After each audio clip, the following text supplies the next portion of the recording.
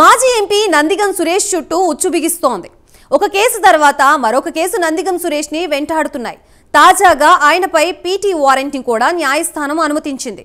ఇప్పటికే judicial remand లో ఉన్న నందిగం సురేష్ పై తాజాగా మర్డర్ కేసులో పీటీ వారెంట్ అడ్మిట్ కావడంతో ఇక జైలు నుంచి విడుదల కావడం ఇప్పట్లో కుదిరేటట్లు లేదని తెలుస్తోంది. ఒక కేసులో బెయిల్ లభించినా మరో కేసులో రిమాండ్ లో ఉండవలసిన పరిస్థితి వస్తోంది. Let's watch the story.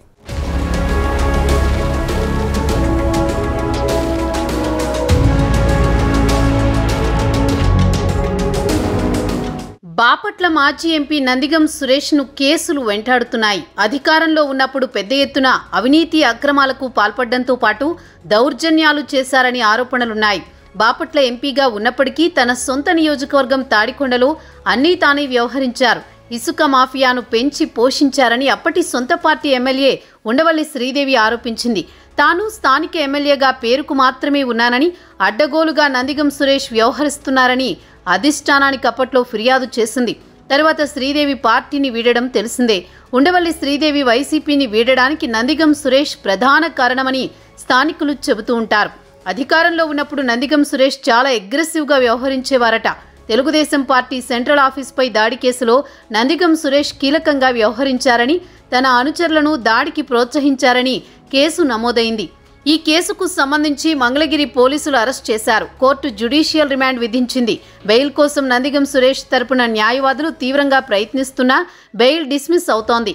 ఎట్టకేలకు హైకోర్టులో కండిషన్డ్ బెయిల్ లభించింది.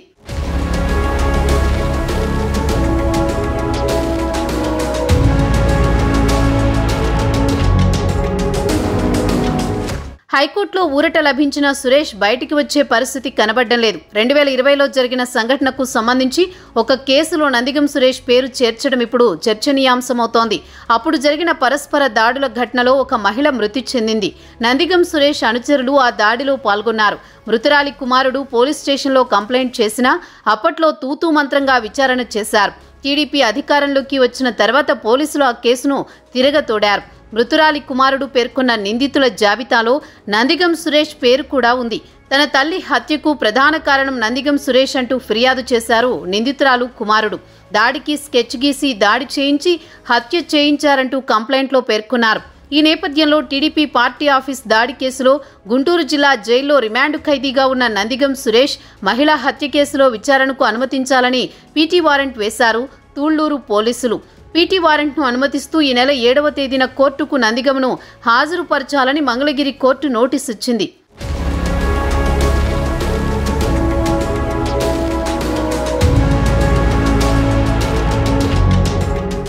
మాజీ ఎంపీ నందిగం సురేష్ను ఒక కేసు తర్వాత మరొక కేసు వెంటాడుతోంది.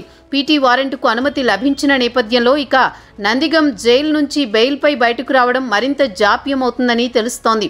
పీటీ వారెంట్ అడ్మిట్ కావడంతో హత్యా కేసుకు సంబంధించి జ్యుడిషియల్ రిమాండ్లో ఉన్నట్లే. టీడీపీ ఆఫీస్పై దాడి కేసులో ఎట్టకేలకు హైకోర్టు బెయిల్ మంజూరు కావడం నందిగం సురేష్కు కొంతవరకు ఊరట కలిగించినా జైలు నుంచి బయటపడాలంటే ఈ కేసులో కూడా బెయిల్ రావాల్సి ఉంటుంది. ఈ విధంగా ఒక కేసు తర్వాత మరొక కేసు మాజీ ఎంపీ నందిగం సురేష్ను ఉక్కిరిబిక్కిరి చేస్తున్నాయి. గతంలో కూడా అమరావతి రాజధాని ప్రాంతంలో అరటి తోటలను తగలపెట్టిన కేసులో అరెస్ట్ అయ్యారు నందిగం సురేష్. ఆ సానుభూతితోనే వైసీపీ నుంచి ఎంపీ టికెట్ సంపాదించారు. 2019 ఎన్నికల్లో నాడు వైసీపీలో బాపట్ల ఎంపీగా గెలుపొందారు. చూడాలి మరి ఇప్పుడేం జరుగుతుందో నందిగం సురేష్ కేసుల విషయంలో.